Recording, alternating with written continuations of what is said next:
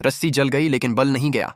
मुना के बल गिरने के बाद भी ज़ेनिया अपनी हरकतों से बाज नहीं आती और शहराम और फरियाल की जिंदगी में फिर से दरार पैदा करने की कोशिश कर देती है।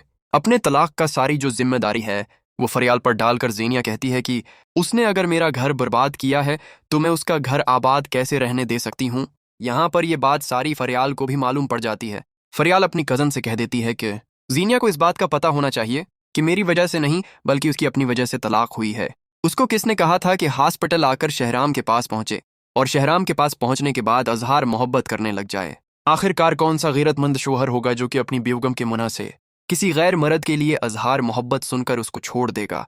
यहाँ तक कि मैं तो ये समझ रही थी कि अब तो ज़ेनिया का खेल खत्म कर देगा। दानिश जिस गुस्से में उसको लेकर गया था, ये पीछे से शीरान सारी बातें सुन रहा होता है कि आखिरकार ज़ेनिया किस हद तक गिर गई है और ज़ेनिया अपनी हरकतों से बाज नहीं आ रही बल्कि ये लड़की और आगे बढ़ती जा रही है और उसको तो कोई औकात याद दिलाने वाला भी नहीं है। यहाँ पर ज़ेनिया अपनी माँ से कहती है कि अब फरियाल को मैं बर्बाद कर दूंगी, तो ज़ेनिया की माँ हाथ जोड़कर कहती है कि कुछ मत करना, तुमने अगर कुछ भी किया तो मैं अपनी जान ले लूंगी।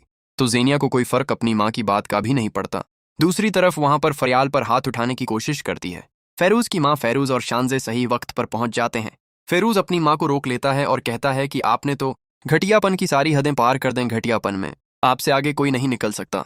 मुझे तो ये लग रहा था कि सच में शानजे ही गलत थे, लेकिन आपने तो आज साबित कर दिया कि आपसे ज्यादा कोई गलत हो ही नहीं सकता। एक बात कान खोल करके सुन ले माँ, अब तुमने शानजे और फरियाल को अगर परेशान किया तो तुम्हारे साथ सारे ताल्लुकात खत्म कर दूंगा और मैं तो ये जगह भी छोड़कर चला जाऊंगा, आपकी तरफ पलट कर भी नहीं देखूंगा। ये बात सुनने के बाद यहाँ पर शेराम की माँ शेराम के सामने फेरूज की माँ फेरूज से कहती है कि ये लड़कियां जो है ना दोनों घरों को बर्बाद कर देंगी। एक तो उन्हें समझ में नहीं आ रही कि उनकी बहू जो है वो एक डायन है और दूसरी तरफ मेरी बहू जो कि बनकर आई है वो तो इससे बड़ी डायन है। ये बात सुनकर शेख फेरूज कहता है कि यानी कि आप अपनी हरकतों से बाज नहीं आएंगी, मैं यहाँ से जा रहा हूँ। और इसी वक्त अपनी माँ से कहता है कि इस घर से आप भी चली जाएं। वहां से चली जाती है फेरूज की माँ, लेकिन फेरूज के पीछे लगने की कोशिश करती है तो फेरूज शानजे का हाथ थाम कर वहां से जाने लग जाता है। दूसरी तरफ वहां पर ज़ेनिया जो ये शेराम को मिलने के लिए बुलाती है, तो शेराम कहता है कि ज़ेनिया मेरा तुमसे अब कोई ताल्लुक नहीं है। तो ज़ेनिया कहती है कि तुमने फरियाल के साथ तो सिर्फ और सिर्फ मजबूरी का रिश्ता जोड़ा है और जिस रिश्ते को तुम निभाना भी नहीं चाहते। तो शेराम कहता है कि ऐसी कोई बात नहीं। तो ज़ेनिया कहती है कि तुम आज भी मुझसे मोहब्बत करते हो।